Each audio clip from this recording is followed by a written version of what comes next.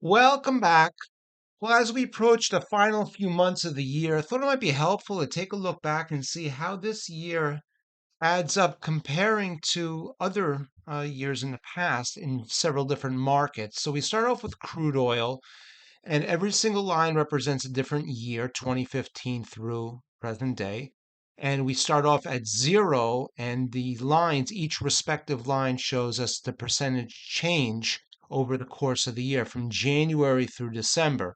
So we can see the black line, that's 2023. We started out obviously at the zero level, and now we're just a little bit above zero, probably about 5 or 10% increase in the price of crude oil over the course of the year. The yellow line represents 2022 last year, and although looking at May, we are up around 20%, we're actually down for the year in terms of crude oil. 2021 was a strong year for crude oil, and we finished up around 40% or so on a dollar basis in terms of the price of crude oil. So crude oil this year barely positive, following a negative year, and before that a very strong year. Well, this is the S&P 500. The black line shows us the current year, 2023. We're just a few percentage points in the positive territory. We were in July as much as 10%. And over the long term, the S&P 500 averages around 7 to 10% a year. This follows 2022, which was a very weak year, falling down to about negative 10%.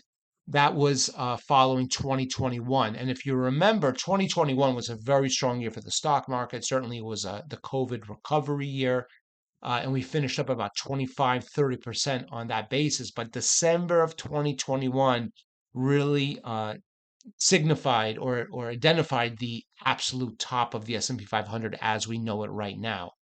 Here are federal funds, and we can see in 2022, this is an unprecedented year. We had a 1,600% increase on a percentage basis of interest rates from January through December of 2022. And any other year really pales in comparison. Of course, we go back to 2015 and we had very low interest rates for the vast majority of these years. But nevertheless, the rise in interest rates that we've seen in 2022 is unprecedented. 2023, so far, very, very little change, just a little bit above zero at this point, but really no change at all in comparison to 22. Now, with the rise in interest rates in 22, so do we see a rise in the bond yields. And this is a 10-year bond in 2022 was up about 100% in terms of yields. 2021, we were up almost 50%, and in 2023, we're up almost 50%. So this really begs the question, if interest rates went up so much in 22 but really haven't changed in 23, how come bond yields are still going up? Well, perhaps that's because, the bond market moves in anticipation of higher or lower interest rates in the future. Maybe the bond market's moved a little bit past the expectation of interest rates. That certainly does happen in the past. Well, as much as the 10-year bond was volatile, the 1-year bond was even more volatile. 500% increase last year in the 1-year bond yield, 2022. That was followed by 2021 to 300%. Now, if you recall, interest rates only really moved in 22, not so much in 21 and not so much in the present year.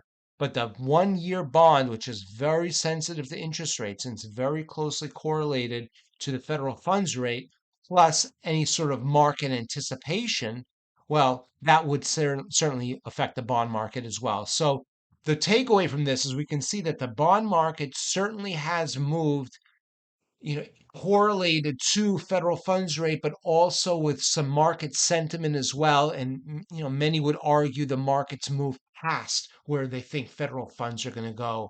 That if we see a change in the sentiment, that if we see a lot of poor economic numbers and inflation numbers really start to come down, we may see the bond market move down just as quickly. But as it stands, stocks are barely in positive territory, oil's a little bit down. The big move over the past few years has been interest rates and certainly the bond market as well. Will this eventually leak over to the stock market? Certainly it could. For that reason, we need to watch economic numbers very closely because the Federal Reserve is going to as well, and they'll make their new forecasts and decisions based on the results of those numbers. We hope this has been helpful. We look forward to seeing you back soon.